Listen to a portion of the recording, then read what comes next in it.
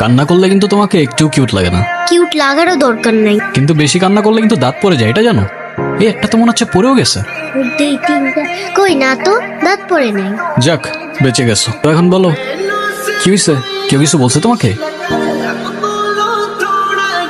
বাংলাতে 3 আর 3 পাইলেই তো 33টা হয়ে যেত। দুধ মজা করে না তো। তুমি জানো এক্সামের দিন কি হয়েছে? টিচার আমাকে বকা দিয়েছে, তাই আমি কিছুই লিখি। মানে টিচার তোমাকে বকা দেওয়ার কারণে তুমি আর লিখোই নাই? না, লিখি নাই। আমি কি কোনো ভুল করছি যে টিচার আমাকে বকা দিবে? টিচার এটা একদমই ঠিক করে না। কিন্তু তুমি এখানে একা একা বসে কান্না করছো কেন সেটা তো বলো। আমার নানু ভাই আমার এই মার্কশিটে কখনো সাইন করবে না, আর যদি সাইন করে না নিয়ে যাই স্যার আবার আমাকে বকবে। আমার নানু ভাই অনেক রাগী, তোমার মতো রাগী? আমার থেকেও অনেক রাগী। আচ্ছা, তুমি আমাকে একটা হেল্প করতে পারবে? তুমি আমার মার্কশিটে একটু সাইন করে দিতে পারবে? এটা কি আমাদের করা ঠিক হবে? আরে দুধ, তুমি করো তো। পেন দাও। সিগনেচার আমি করে দিচ্ছি, কিন্তু ব্যাপারটা কিন্তু সিক্রেট রাখতে হবে। আচ্ছা, সিক্রেট রাখো, যাও। Pinky promise? Pinky promise.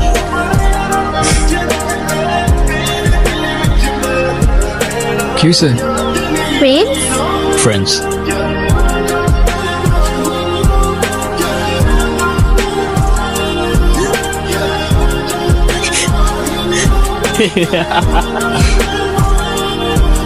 কি হয়েছে তোমার?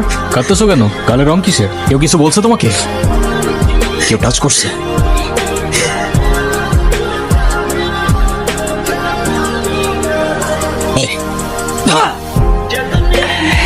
কিরে, তুই আমার মালিকা? তুই কি আমার ব্যাচমেট না আমার খালাতো ভাই? তুই করে বলার রাইট কে দিছে তোরে? তুই কিন্তু ওর গায়ে হাত তুললা, কাজটা ঠিক করলি না। ঈশান, ঈশান না, ঈশান ভাই। রেসপেক্ট দিয়ে কথা বল, নাইলে ওরে হসপিটালে নেওয়ার আগে তোরে দফন করতে হবে। স্পোর্টস ক্লাবের প্রেসিডেন্ট দেখে যা খুশি তাই করবি ভাবলে ব্যাপারটা ভুল হবে। তুষার ভাই জানলে আপনার খবর আছে।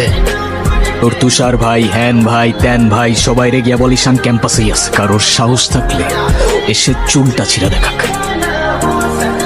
তোদের না আগেও বলছি ভার্সিটির বাইরের কেউ যেন ক্যাম্পাসের ভেতরে না ঢুকে। কি করুন ভাই, আবার কতবারই কইছে কিছু কইলে কাছে চেয়ারম্যানের ছেলের বন্ধু উল্টা রান করে ছেড়ে দেয়। চেয়ারম্যানের ছেলের বন্ধু হোক, চেয়ারম্যানের ছেলে হোক, আর যেই হোক, ক্যাম্পাসের ভেতর বাইরের কেউ অ্যালাউড না।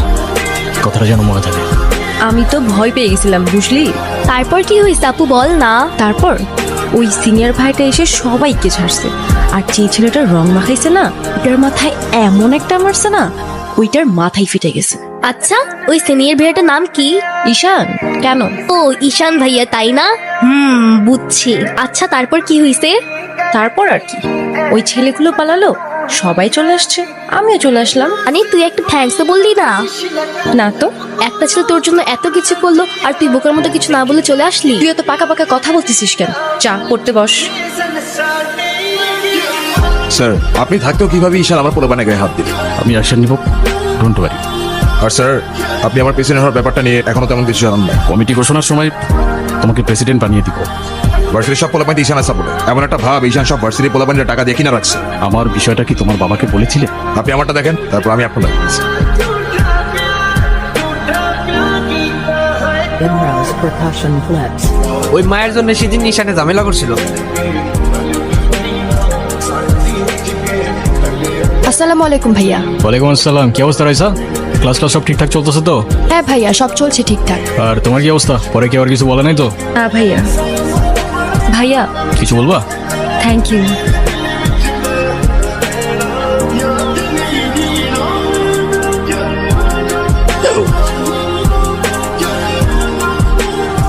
বলটা দে।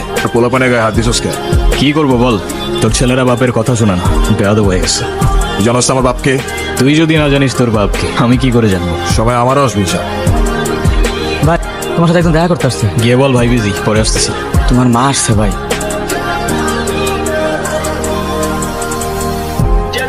হ্যাপি বার্থডে বাবা। বাহ, আপনার মনে আছে অ্যাটলিস্ট। এই দিনটা আমি কি করে ভুলতে পারি বলো? আপনি সবই পারেন।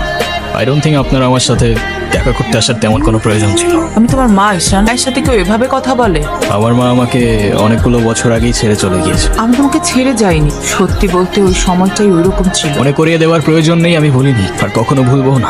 আমি আপনার আঁচল ধরে বারবার বলছিলাম, মা আমায় ছেড়ে যেও না। মনে আছে আপনি আমায় কি বলেছেন? আপনি আমায় ধাক্কা দিয়ে দূরে সরিয়ে বলেছিলেন যেন আমি আপনার পেছনে আসি। তারপর আমি তো কখনো আসিনি, আপনি কেন বারবার চলে আসেন? আমি তোমাকে না দেখে থাকতে পারি না বাবা, আমি তো শুধু তোমার জন্যই আসি। সরি, আপনি অনেক বেশি লেট করে ফেলেছেন। আর এমনিতেও আপনাদের জন্য আমার আর কোনো ইমোশনস কাজ করে না। আই হোপ আপনি বুঝতে পারবেন।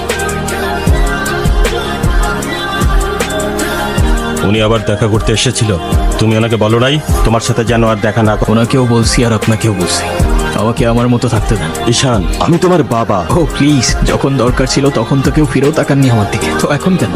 সরি বাবা, আমি আসলে কাজের জন্য ভুলে গিয়েছিলাম যে আজকে তোমার বার্থডে। তুমি বলো, তুমি আমার কাছে কি চাও? কিছু না। এই যে আমার তরফ থেকে তোমার জন্য ছোট্ট একটা উপহার। আমার জীবনে দুইটা জিনিস খুব অপছন্দ জানেন, এক আপনার টাকা আর তুই আমার মায়ের ভালোবাসা। দুটোই ফেক।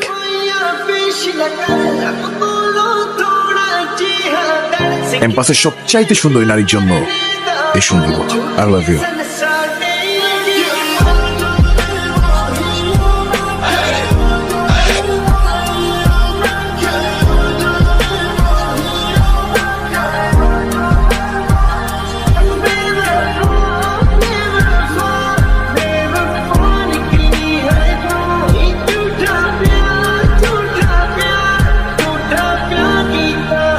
Imraz Percussion Flex. নাম কি ওর?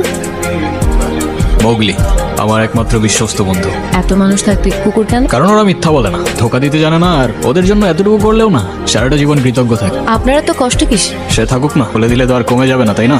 ভাগাভাগি করে নিলে ক্ষতি কি? এই শোনো, তুমি এখানে একটা ঝামেলা হয়ে গিয়েছে, নানু ভাই সব জেনে গিয়েছে। কিভাবে জানলো? তুমি কি আমাকে একটা হেল্প করতে পারবা? তুমি আমাকে বাসায় নিয়ে যাবা? নানু ভাই কারোর সামনে আমাকে বকা দেন।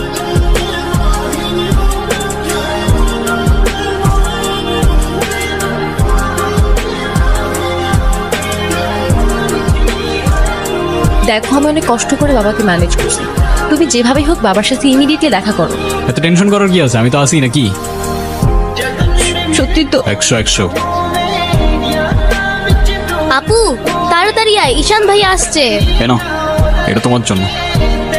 Thank you. আসসালামু আলাইকুম। বসো। কি করো তুমি? আমি এলএলবি-তে লাস্ট। স্টুডেন্ট। তোমার উদ্দেশ্যটা কিন্তু আমি বুঝতে পারছি। আমাদের মতো ছেলেরা কেন আমাদের মতো বিজনেসম্যানের মেয়েকে টার্গেট করে, কিসের লোভে, সেটা আমার খুব ভালো করে জানা আছে। আরে সমস্যা তো আপনার ক্যারেক্টার, কিভাবে কারোর সাথে কথা বলতে হয় সেই ভদ্রতাটাও শেখেন নাই আপনি। কি টার্গেট করছি আমি? আপনার টাকা? আপনার হয়তো আমার ব্যাকগ্রাউন্ড সম্পর্কে ধারণা নেই স্যার। আপনাদের মতো সো কল্ড বিজনেসম্যান আমার বাবার অফিসের লাইন দিয়ে দাঁড়িয়ে থাকে। আমি এখানে আসছি শুধুমাত্র ওকে ভালোবাসি বলে, সেকেন্ড কোনো উদ্দেশ্য সমান নাই। তুমি তো একটা বেয়াদব, বেরিয়ে যাও এই মুহূর্তে, আমার বাড়ি থেকে বেরিয়ে যাও। Get out!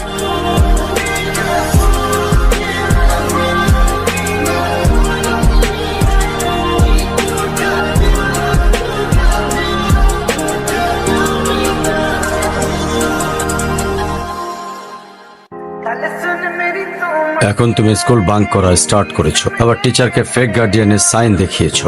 এমনটা আমি তোমার কাছ থেকে কখনোই আশা করিনি নানু ভাই। ভাইরা, নানু ভাইকে সরি বলো। আই ডোন্ট সে সরি, আমি সরি বলবো না। আমি কি করলাম? আমি কেন সরি বলবো? কখনো কখনো আমাদের ভুল না থাকলেও সরি বলতে হয়। বেসিক্যালি ওর কোনো দোষ নেই, ওকে মার্কশিটের সিগনেচারটা আমিই করে দিয়েছি, তো ওর হয়ে আমি ক্ষমা চেয়ে নিচ্ছি। I am sorry. অনুর, কি হয়েছে স্যার? আমার জেদের জন্য আমার মেয়ের লাইফটা শেষ হয়ে গেছে। ওরা আমাকে অনেক বোঝানোর চেষ্টা করেছিল, আমি বুঝিনি। ভেবেছিলাম আমি যে ছেলেকে চুজ করব সেই হবে ওর জন্য বেস্ট।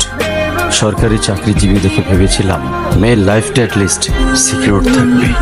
এটা ভাবিনি ভালো চাকরি থাকলেই ভালো মানুষ হয় না। বিয়ের পরপরই আমার মেয়ের উপরে অমানসিক অত্যাচার শুরু করে।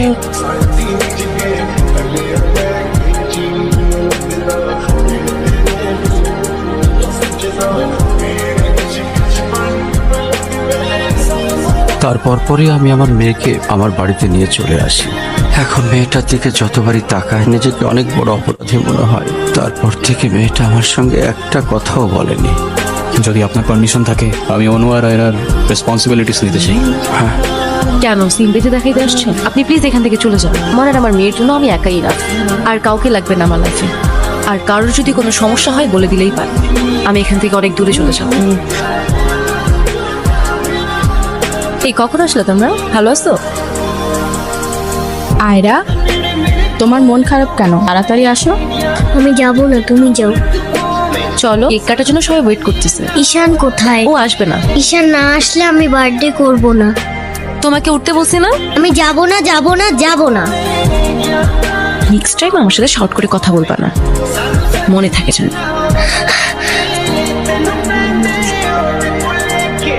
আয়রা,